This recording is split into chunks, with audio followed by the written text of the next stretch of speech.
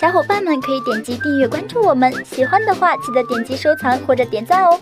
其实当小编看到这个问题的时候，觉得不就是200斤的棉花和200斤的铁谁重吗？这明明就是一个概念。但是仔细思考，其实不是的。那么27度的冷空调和27度的热空调有什么区别？温度不是一样的吗？我们一起来看看吧。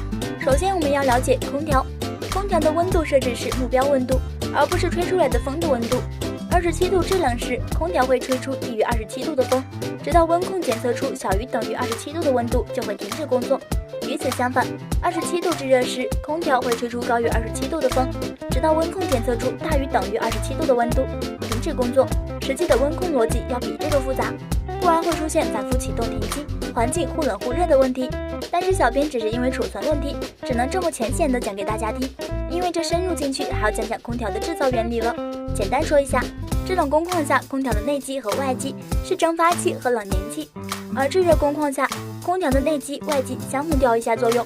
看到最后，我们发现，虽然都是27度的温度，但是其中还是有大不同的。